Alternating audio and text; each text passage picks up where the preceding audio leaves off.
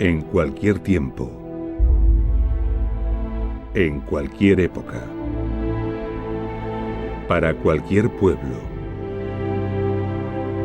el agua siempre ha sido la primera riqueza.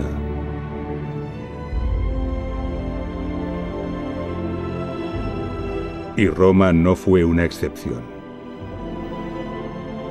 Los romanos llevaron esta idea a tal nivel que se obstinaron en que sus ciudades dispusieran del agua más abundante y pura posible.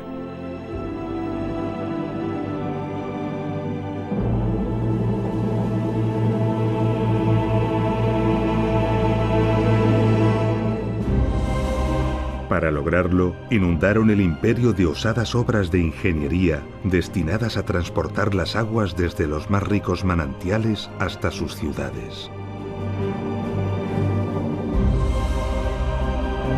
Obras sobrecogedoras, inigualadas hasta nuestros días, y que muchas de ellas, a pesar de los siglos, aún perduran.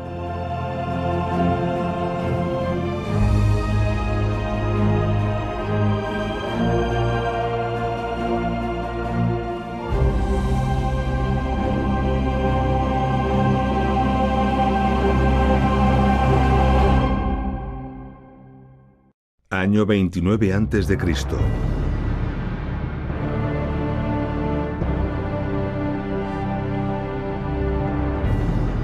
El emperador Augusto queda dueño absoluto del mundo romano. Augusto emprende la gran tarea de reorganizar el imperio que ahora tenía bajo su control. Dentro de su estrategia de reestructuración del territorio, Augusto decide el establecimiento de la colonia Nemausus como gran ciudad de la provincia narbonense. Nemausus iba a ser una importante ciudad, una ciudad con una población estimada de 60.000 habitantes.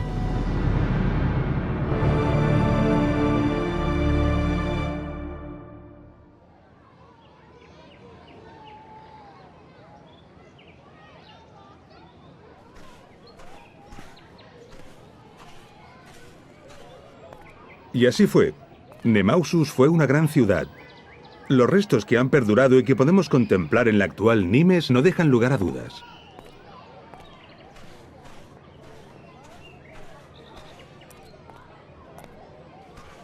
Una ciudad de tales dimensiones, con una población tan numerosa, debía tener preparado un importante suministro de agua.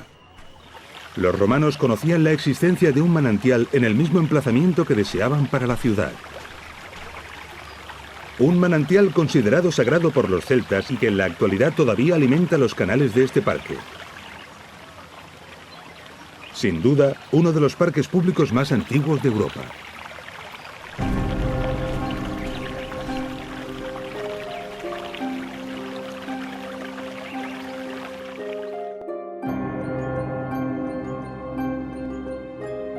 Además de estas fuentes, los romanos disponían de un caudaloso río a tan solo 5 kilómetros al norte, el río Gard.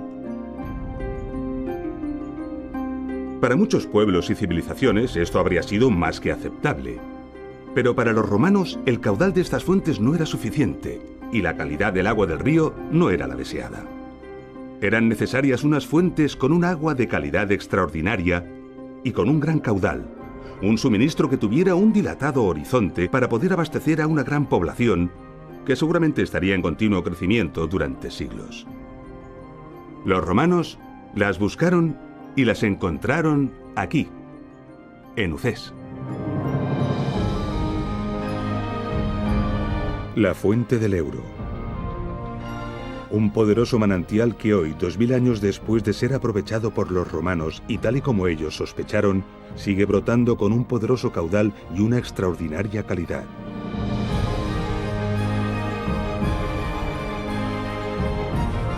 La fuente del Euro provoca y mantiene un paisaje soberbio que sobrecoge. Desde hace cientos de años, miles de personas vienen a disfrutar de este extraordinario lugar.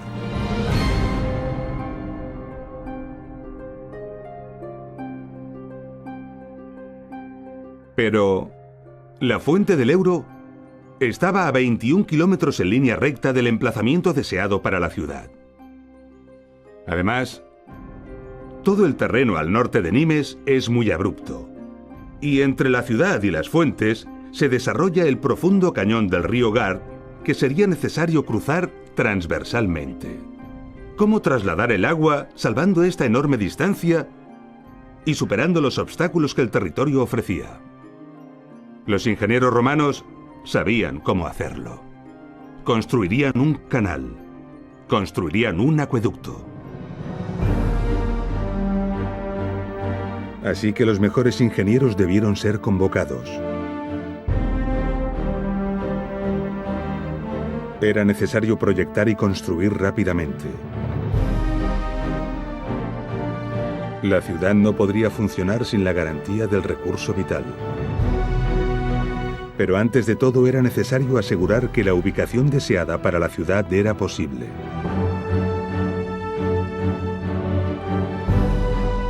Todos los ingenieros responsables de la construcción de la ciudad esperaban con impaciencia la confirmación de la validez de la ubicación.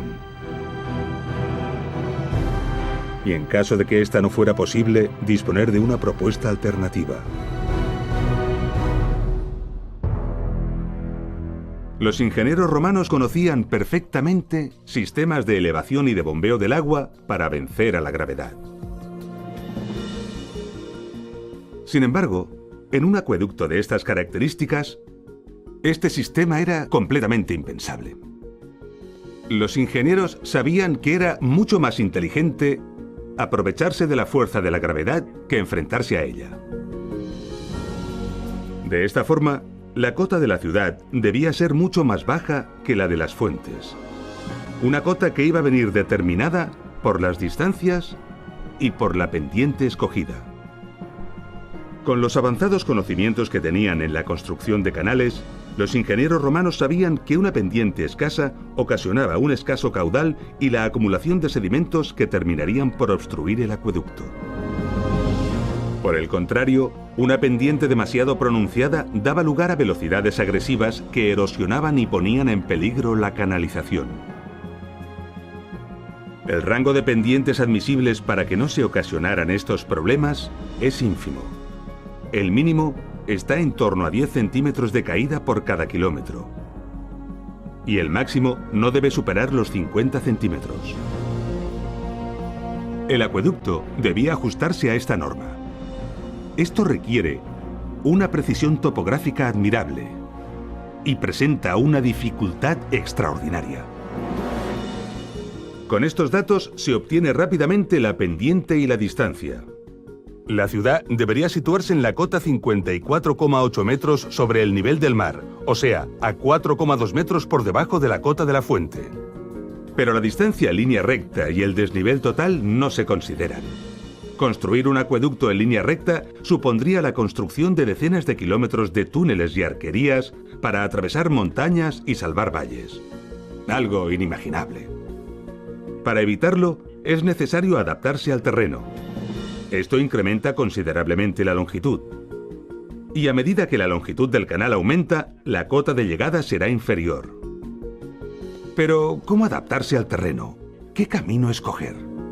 El camino idóneo surge rápidamente si cortamos el terreno con un plano horizontal que parta de la cota de las fuentes y llegue hasta la zona escogida para la ciudad. Y esto lo sabían perfectamente los romanos. Esta línea de intersección con el terreno supone el recorrido ideal y natural. Pero surgen irremediablemente dificultades que deben ser salvadas y atajos deseables para abaratar y facilitar la obra. A veces escogiendo recorridos alternativos, a veces acortándolos con túneles, otras veces construyendo arquerías. Todo esto se debía tener en cuenta, respetando en todo momento los límites tan precisos en la pendiente, para finalmente obtener el preciado dato de la cota a la que llegaría el agua. La ciudad debería situarse obligatoriamente por debajo de esta cota, para así ser suministrada de agua por efecto de la gravedad.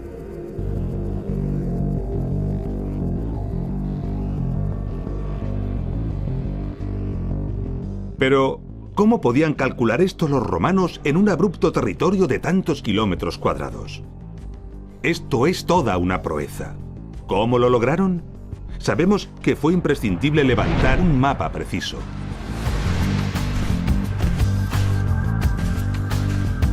Con ayuda de la dioptra, tuvieron que medir los ángulos horizontales de los puntos de las cimas de las montañas, los vértices geodésicos.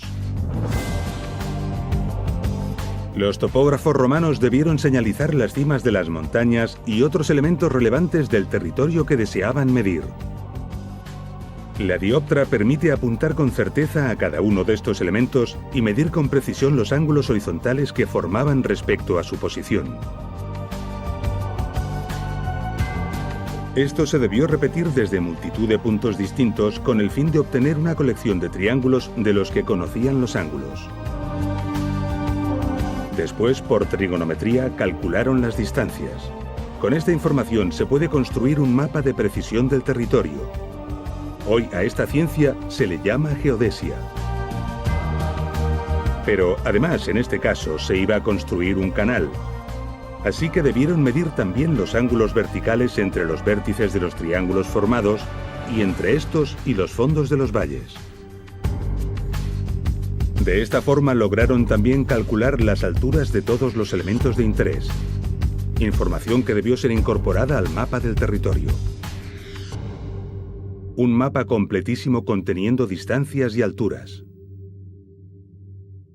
Y con todos estos datos, se calculó y se decidió el trazado exacto del acueducto. Los terrenos que atravesaría en cada tramo, la mejor solución técnica para cada caso, los esfuerzos constructivos, los túneles que serían necesarios, las arquerías que deberían construirse. En definitiva, se podía medir y valorar la obra. Y se podía averiguar el dato que los ingenieros encargados de construir la ciudad tanto necesitaban: la posición adecuada donde levantar la ciudad. El abastecimiento estaba asegurado y podía enviarse la noticia a Augusto de que su fundación era posible y acertada.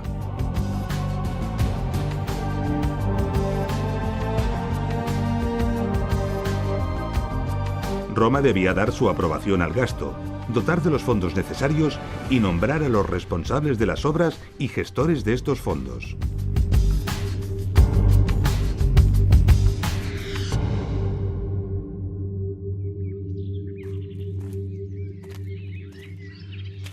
La precisión necesaria para definir el trazado de un acueducto como el de Nimes deja atónitos a los ingenieros modernos. Pero definir el trazado es solo el principio. Construir las canalizaciones, levantar las arquerías, perforar los túneles, exige a los ingenieros romanos una gran cantidad de conocimientos, técnicas constructivas y experiencia.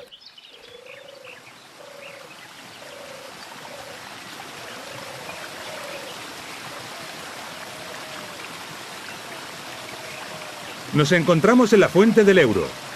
El agua se recogía aquí, en el manantial, desde una arqueta cerrada y se conducía también por un canal completamente cerrado. Este canal se mantenía durante todo el trazado del acueducto hasta su destino. Un canal que debió ser hábilmente diseñado para lograr resistir el paso del agua y del tiempo. Esto requiere una depurada y cuidada técnica constructiva. En la mayor parte del trazado, el canal discurre enterrado. El proceso constructivo en estas circunstancias era el siguiente: se abría una zanja a cielo abierto.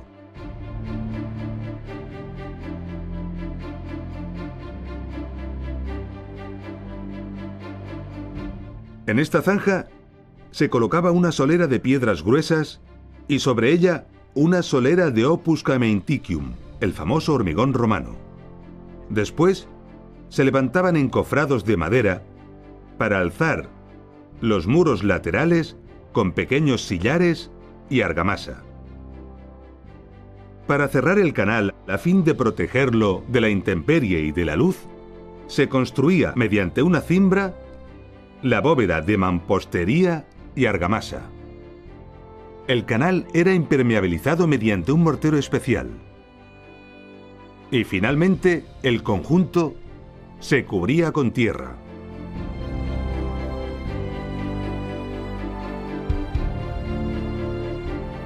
Las dimensiones finales del canal permiten transportar perfectamente el caudal deseado. Además, cabe sobradamente una persona, algo importante para las labores de mantenimiento.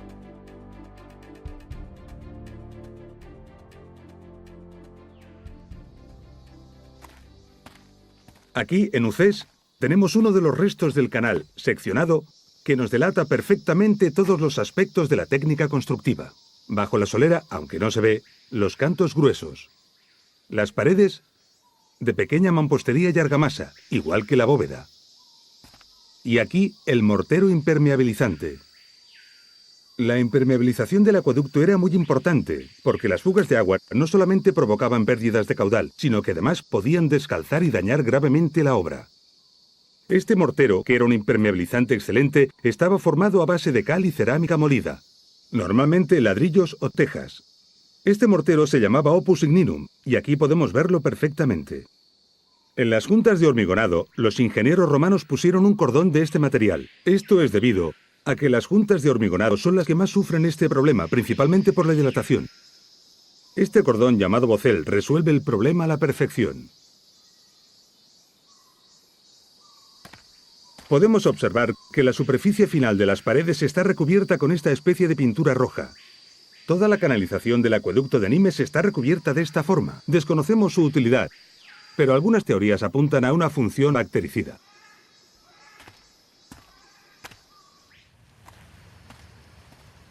A poca distancia del punto de captación, encontramos algo curioso que interrumpe la forma habitual del canal.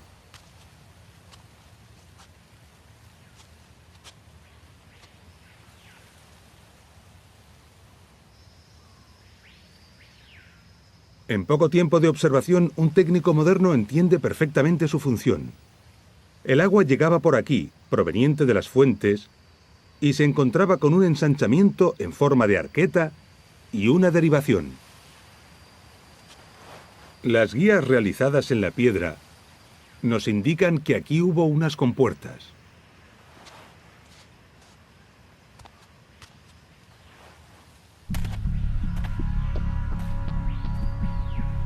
Inmediatamente comprendemos que si cerramos esta compuerta y abrimos esta otra, el agua se desviará dejando al acueducto sin caudal.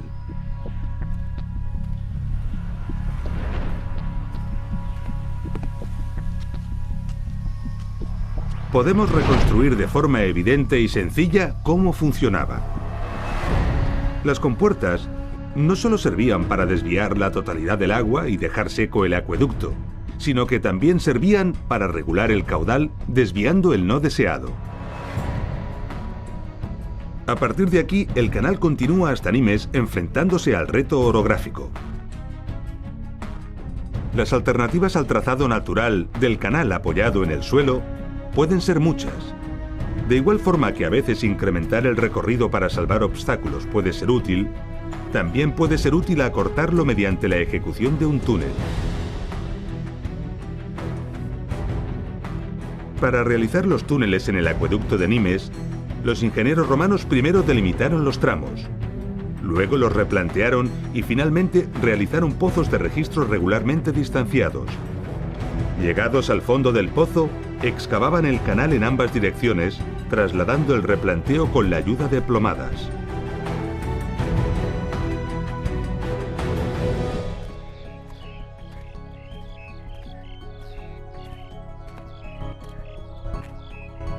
Estamos ante los restos de uno de los túneles del acueducto de Nimes. Y aquí estaba el canal cubierto, pero ya está destruido.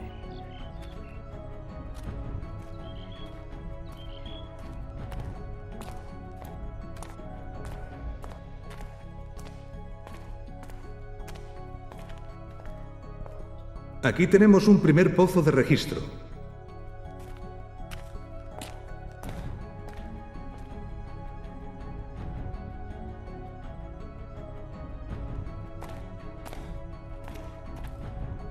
Y en este punto apreciamos perfectamente cómo a partir de los pozos de registro, la excavación se realizaba mediante la técnica de destroza para abrirse paso y extraer la roca.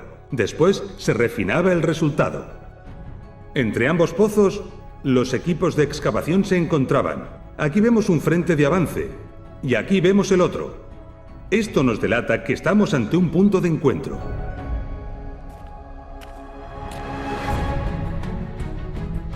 Todo esto debió realizarse sobre todo cuidando el nivel del suelo, que es la clave del éxito del canal. La pendiente como condicionante debía controlarse durante todo el túnel, enlazando perfectamente con las cotas de entrada y de salida. Para lograrlo fue necesaria la comprobación insistente y cuidadosa de los niveles, empleando especialmente el nivel de agua.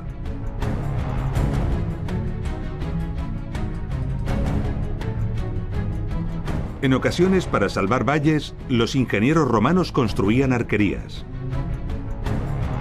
El objetivo de las arquerías era mantener el canal elevado, salvando el obstáculo y manteniendo la pendiente. Las arquerías se construían de sillares u otros materiales adecuados y se diseñaban cuidadosamente para afrontar los retos particulares del lugar. En estos casos, para la sección del canal, los ingenieros romanos optaban por una fábrica rectangular, empleando grandes losas para cubrir la canalización en lugar de las bóvedas.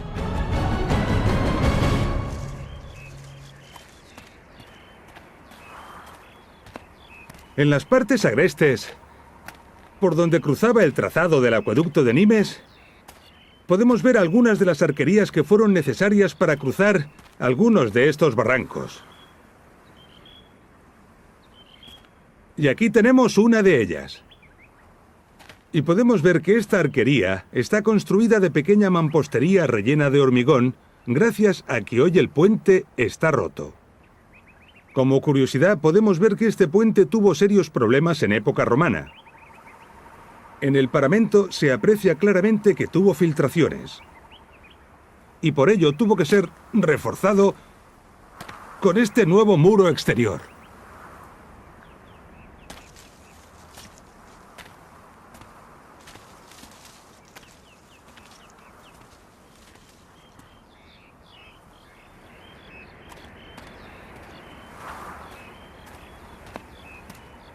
Sobre la arquería, podemos ver los restos del canal, conservando todos los atributos que ya conocemos, menos la cubierta, ya desaparecida. Vemos perfectamente los muros. Aquí el opus signinum, y aquí algo nuevo, la concreción calcárea. Procede del carbonato cálcico disuelto en el agua, que se va fijando poco a poco en las paredes del canal. Es el mismo fenómeno que las estalactitas y las estalagmitas de las cuevas. Este tremendo espesor de concreción calcárea evidencia que el acueducto de Nimes estuvo en funcionamiento durante cientos de años.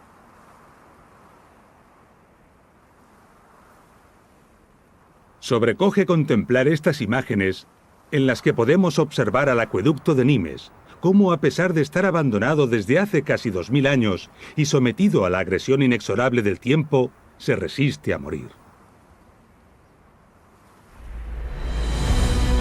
Con todo lo visto, quizá podamos comprender ahora la magnitud de este colosal proyecto. El acueducto de Nimes tiene un impresionante recorrido de 52 kilómetros. Para salvar los obstáculos, se debieron construir más de 2.600 metros de canalización sobre arquerías. Para ello, se construyeron al menos 13 arquerías de diversas características y dimensiones.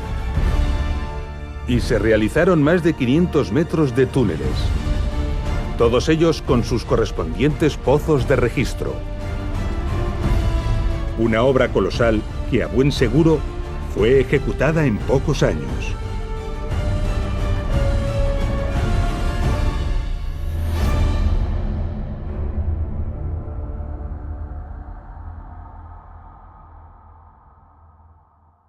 Impresionante.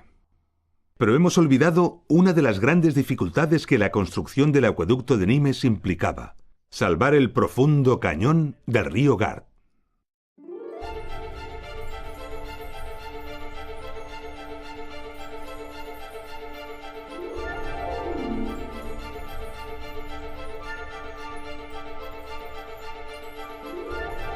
El trazado debió ser calculado para escoger el lugar más adecuado. A pesar de ello, el reto era imponente. Obligaba a salvar una altura de 49 metros y una distancia de 360. Como veremos más adelante en nuestro apasionante documental, los romanos disponían de varias soluciones para afrontar este problema. Sin embargo, en Nimes optaron por la más osada y al mismo tiempo la más bella.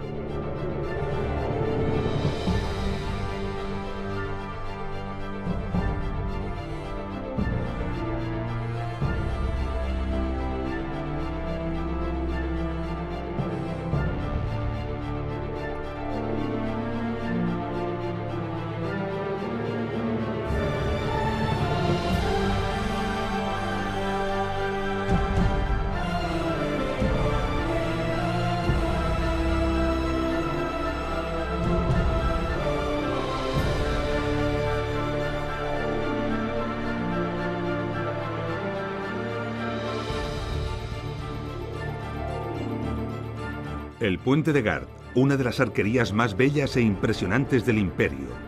Formado por unos 11.000 bloques de piedra, la mayor parte de ellos con un peso de 6 toneladas, se eleva imponente como un edificio de 16 plantas. 50.400 toneladas de piedra. Los ingenieros romanos planificaron y levantaron una extraordinaria estructura que debía resistir las enormes y demoledoras tensiones provocadas por los vientos y las frecuentes crecidas del río Gard. Su éxito fue tal que aquí lo tenemos 20 siglos después.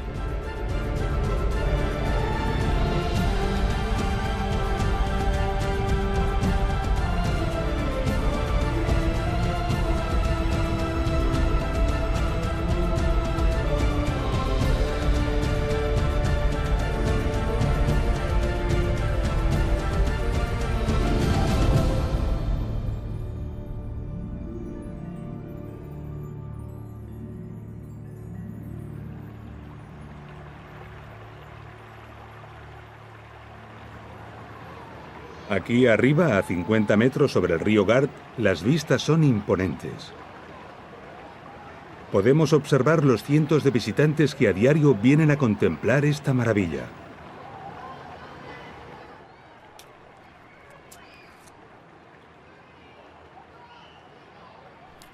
Estamos sobre la canalización, que en algunos tramos está desprovista de las losas que la cubrían. A lo largo de ella podemos apreciar los detalles constructivos que ya hemos ido conociendo. La solera, con su pendiente imperceptible a simple vista. La impermeabilización. La concreción calcárea.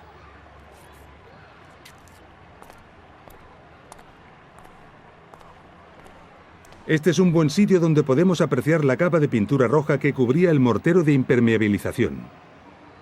Y unos pasos más adelante, en el borde inferior, podemos ver el bocel.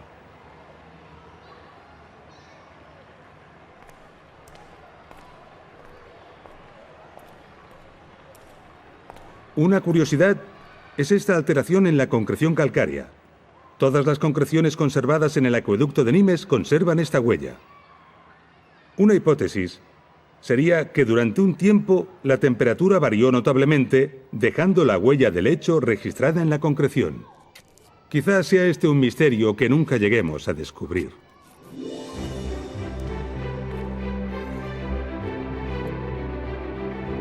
Y así, el acueducto de Nimes, tras 52 kilómetros de recorrido, salvando todos los obstáculos y manteniendo la delicada pendiente, alcanza la cota requerida, el lugar donde entregar el agua que debía alimentar a la ciudad de la antigua Nimes.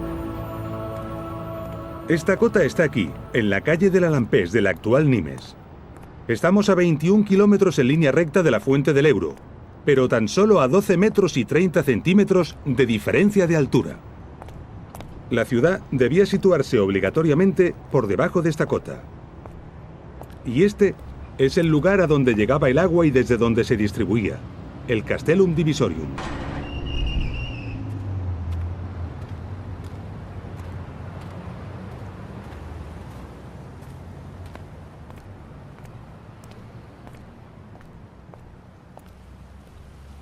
El agua entraba por aquí, con un caudal de casi 36 millones de litros diarios.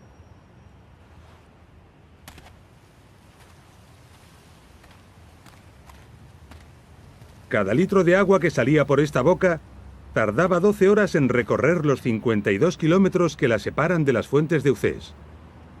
El Castellum Divisorium, como su nombre indica, se encargaba de recoger el agua y distribuirla a la ciudad a través de diversas conducciones. Cada una de ellas era destinada a un uso distinto o a un barrio diferente. Después de garantizar el caudal para los usos prioritarios, el agua sobrante era evacuada por 3 tubos verticales que se encontraban en estos 3 agujeros. Esto permitía mantener un caudal mínimo de agua en el alcantarillado de la ciudad. De esta forma, se conseguía una limpieza eficaz del alcantarillado, asegurando la salubridad en la ciudad, no solo para evitar los malos olores, sino sobre todo las enfermedades.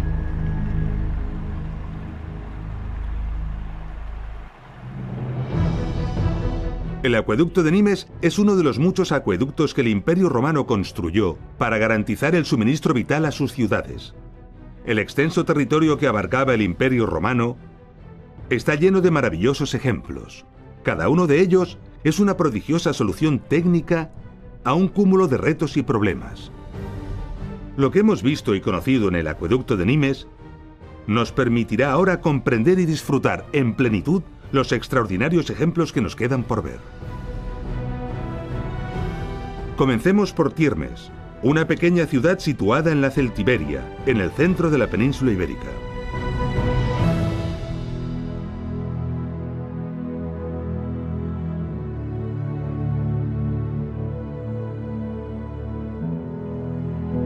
Tiermes está enclavada en un territorio a gran altitud y con un clima continental extremo. Calor en verano y mucho frío en invierno. Pobre en terrenos agrícolas, quizás subsistiera de la ganadería y más probablemente del comercio que seguramente le permitía su estratégica situación como cruce de caminos e importante nudo de comunicaciones.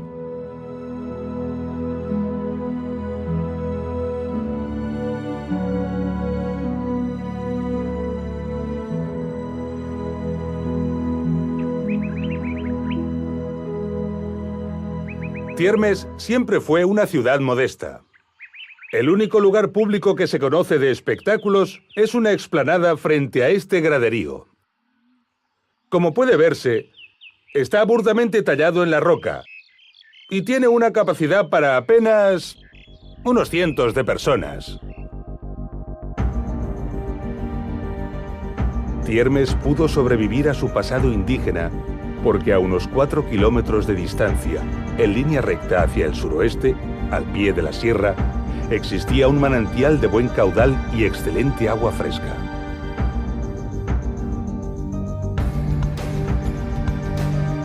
Los ingenieros romanos planificaron un canal de unos 6 kilómetros de longitud que tuvo que atravesar un terreno tortuoso y con continuos afloramientos rocosos.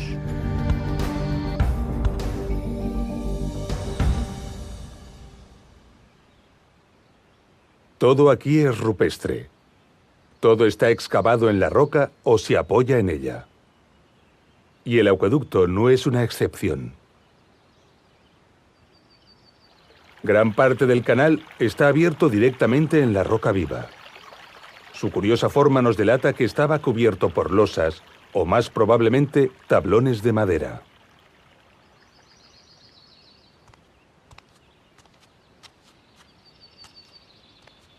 Y lo mismo sucede en esta arqueta de derivación.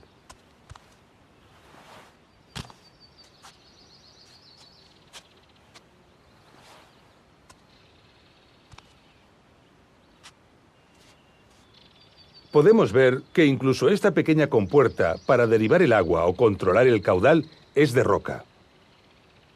En el lado sur de la ciudad se conserva un túnel.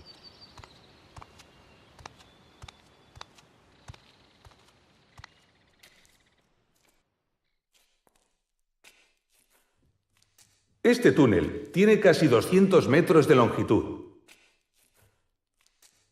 Como singularidad que solo se ve en pocos casos, observamos que los pozos de registro tienen un rebaje en el fondo que hacía las funciones de arenero. Es decir, un recipiente para recoger los sólidos sedimentados que el agua arrastraba. A este método para separar los sólidos del agua se le llama decantación. Así que estos areneros son pequeños decantadores. Tiermes era una ciudad pequeña y poco importante, pero fue dotada de un acueducto relevante en cuanto a características y esfuerzo constructivo. Esto evidencia la importancia que los romanos daban a disponer en sus ciudades de agua de calidad. Y Tiermes no fue una excepción. Todo el imperio estaba sembrado de ciudades modestas, provistas de acueductos impresionantes. Veamos otro ejemplo representativo de esta afirmación. A tan solo 250 kilómetros de Tiermes, encontramos el acueducto de Albarracín a Cella. Cella era una ciudad romana de poca entidad. Se encontraba en la cuenca del río Ebro. Sin embargo, el manantial escogido estaba situado en la cuenca del río Turia. Los 25 kilómetros de recorrido del acueducto que se decidió realizar suponen un trasvase entre ambas cuencas, uno de los trasvases entre cuencas más antiguos de la humanidad.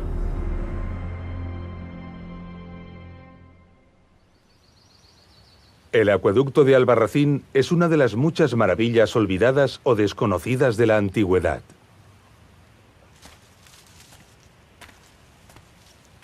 Por la particularidad del territorio en que se encuentra, debió requerirse una inversión económica colosal, además de esfuerzo e ingenio para hacer realidad esta obra. En el inicio del trazado, los escarpes rocosos obligaron a realizar túneles a poca distancia de las paredes de roca. La línea de ventanas revela perfectamente por dónde discurren las galerías.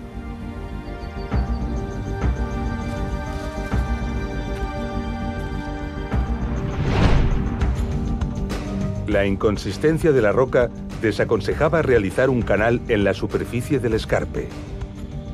Ante la dificultad de realizar pozos de registro en estas condiciones, se ejecutaron registros en forma de ventanas, cosa poco frecuente en los acueductos.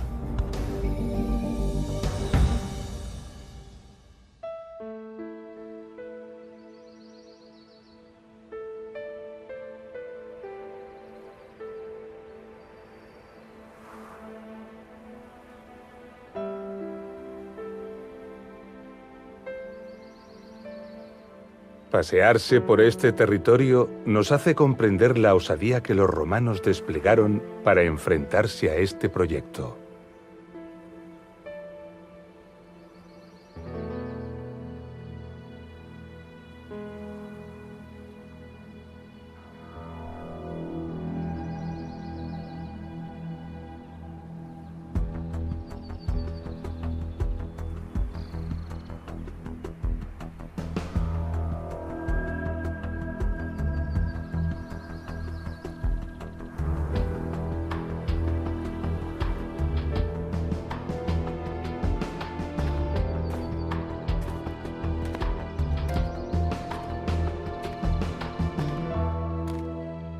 Planificar un trazado tan complejo para abrir los túneles en un terreno tan abrupto y con unas dificultades de acceso tan importantes supone un gran alarde.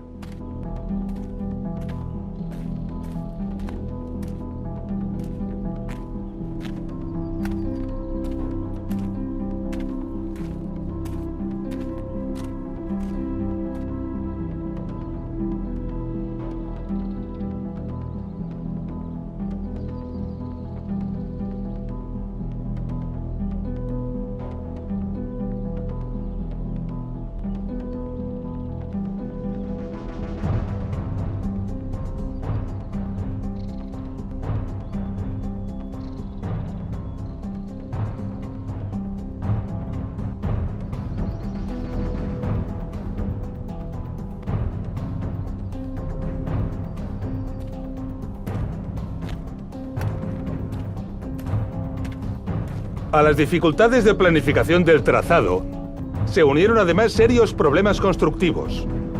Recordemos que la consistencia de estas rocas es muy mala. Podemos ver cómo en la actualidad se han instalado estas mallas para evitar la caída de las rocas.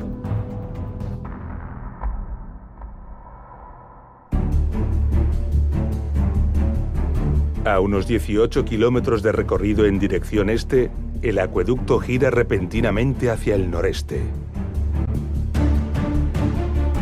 Una gran meseta se interpone hasta su destino.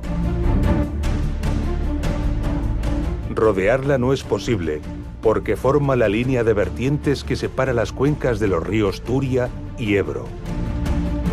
Solo hay una solución: perforarla. Pero perforarla suponía un túnel de 5 kilómetros de longitud, a los que habría que añadir sus correspondientes pozos de registro.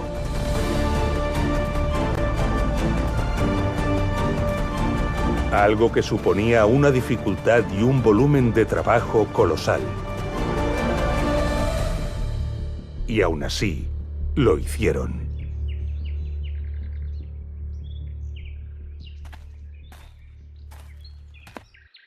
Allí detrás de esas lomas están los escarpes rocosos que hemos visto.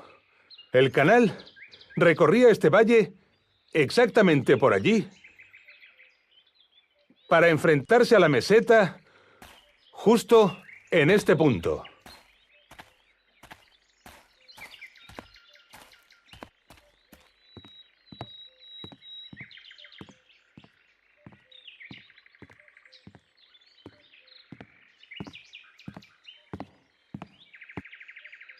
Aquí tenemos un pozo de registro. Recordemos que estos pozos servían para efectuar las labores de mantenimiento, aunque mientras circulaba el agua, estaban cubiertos.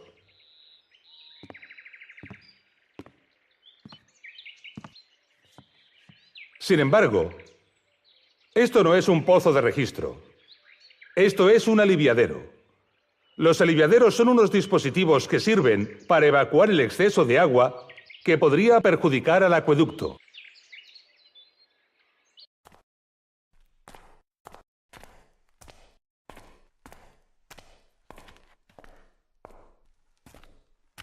De los 5 kilómetros de túnel, actualmente solo hay accesibles 120 metros. Estos huecos que vemos aquí son muy comunes en todas las galerías y túneles antiguos. Los utilizaban los obreros para poder iluminar el avance de las obras y la propia galería.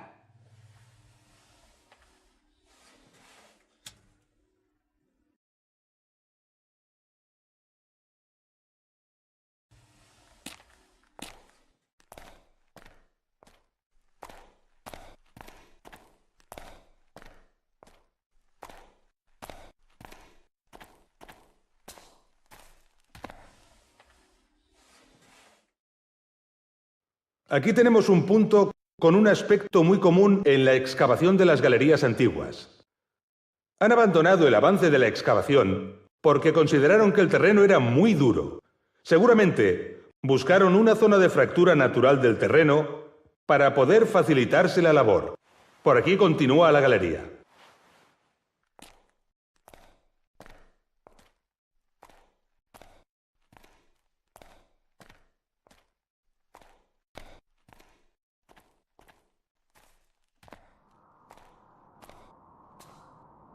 Y aquí vemos una diaclasa, la fractura natural del terreno que los excavadores buscaban para facilitar la labor de avance. Y en este pozo de registro vemos cómo el terreno arriba es mucho más inconsistente, lo que obliga a abrir la excavación según se va ascendiendo. Si la anchura de las bocas de los pozos de registro aumenta con la altura de estos, en los pozos de registro más profundos, estas bocas llegan a alcanzar unas dimensiones muy considerables. Esta boca, ya cegada, corresponde con un pozo de registro de 60 metros de profundidad. Y aquí cabría un camión.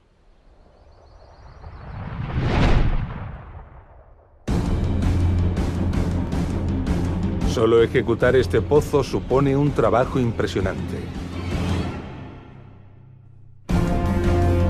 Si la distancia media entre pozos es de unos 50 metros, se debieron ejecutar alrededor de unos 100 pozos. Muchos de ellos de unos 60 metros de profundidad.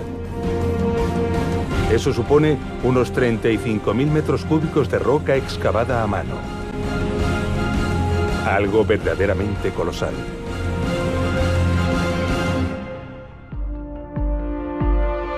El acueducto de Albarracín-Cella es una de las grandes obras de la antigüedad que actualmente se encuentran prácticamente olvidadas. Una obra que alberga un increíble esfuerzo constructivo digno de ser admirado y considerado. Valoremos ahora la decisión de realizar un trabajo de este calibre para abastecer de agua a una ciudad tan modesta como fue Cella,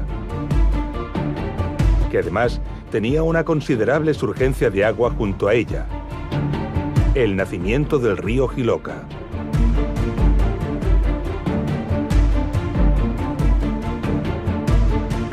Esta es una prueba contundente de que los romanos no escatimaban esfuerzos para asegurarse un agua constante y de calidad. Hasta ahora hemos conocido ejemplos de ciudades donde los vestigios, la historia y la investigación nos han permitido conocer los manantiales de los que se alimentaban, así como la longitud y el trazado exacto de sus acueductos. Pero no siempre es así. A veces encontramos acueductos que son verdaderos misterios. A unos 100 kilómetros al sureste de Cella encontramos el enigmático acueducto de Chelva.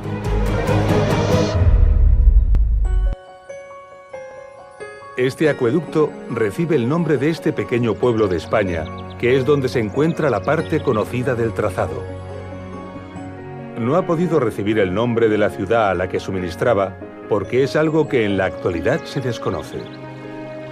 Chelva, a pesar de encontrarse en un territorio mediterráneo de escasez de agua, es una ciudad privilegiada en esta cuestión. Tiene tantas fuentes naturales que incluso hay una ruta turística que las une para poder visitarlas.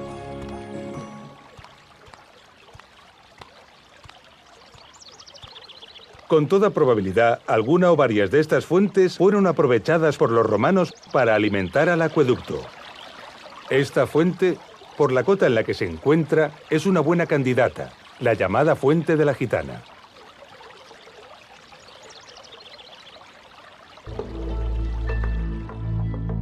Perdidos entre los bosques y las montañas de Chelva, podemos contemplar importantes restos de arquerías. Muchas de estas arquerías están destruidas no porque no hayan resistido el paso del tiempo, sino principalmente por el expolio de sus sillares sufrido durante siglos.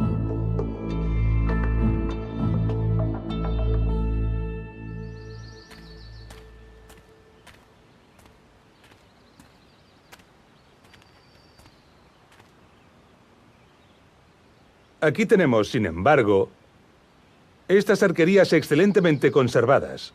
Se construyeron para salvar este impresionante barranco.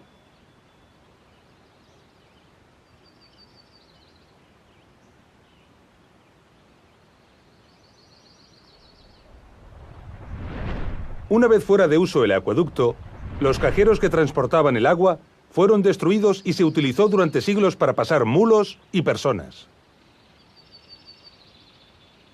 Esta posible función y lo inhóspito del lugar, añadido a su difícil acceso, han preservado a esta arquería del expolio de sus piedras. Transportar estos pesados sillares por este abrupto lugar, a pesar de la excelente calidad de su piedra, es demasiado costoso. Un trabajo que, sin embargo, no disuadió a los constructores para traer hasta aquí estos pesados bloques de roca desde una gran distancia, ya que el tipo de roca de estos sillares no se corresponde con el de las rocas del lugar, que son de muy mala calidad para la talla.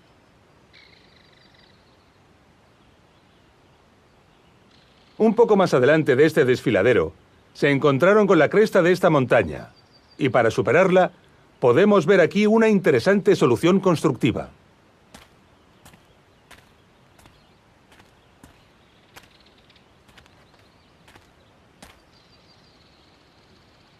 Para atravesar esta cresta, los romanos pensaron en la solución de un túnel.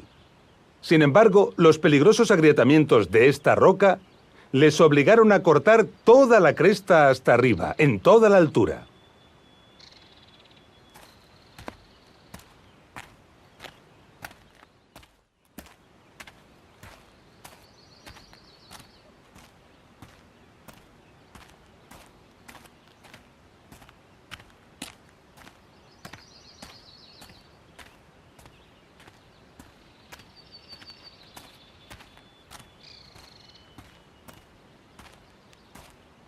Solo se conservó la solución del túnel en estos pocos metros.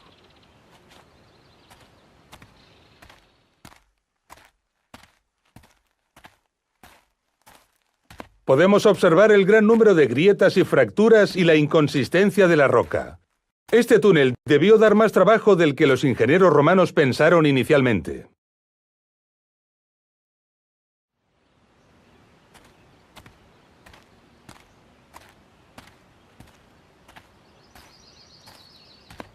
Estas dificultades se evidencian en muchos tramos del acueducto, donde magníficas galerías atajan y perforan las escarpadas laderas.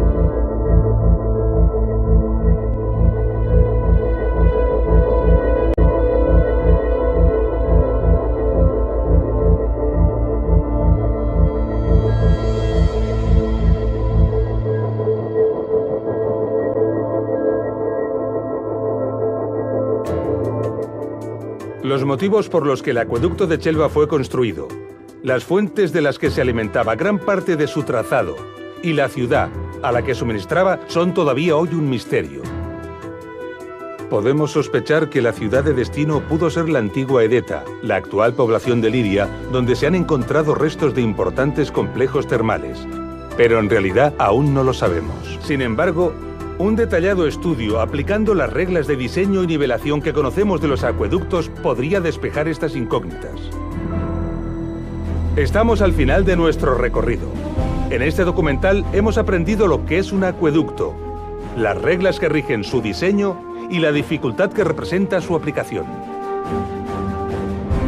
Hemos reflexionado sobre la necesidad de obtener mapas precisos para la planificación de la obra y, por lo tanto, la necesidad del dominio de la ciencia topográfica. Hemos visto los conocimientos y las técnicas necesarias para construir e impermeabilizar los canales, perforar los túneles, levantar las arquerías y distribuir el agua.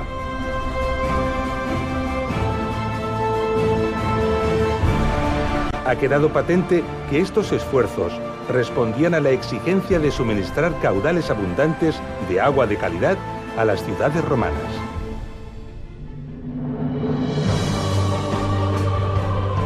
Lo hemos visto en acueductos de gran dificultad constructiva, cuyo destino eran ciudades muy modestas.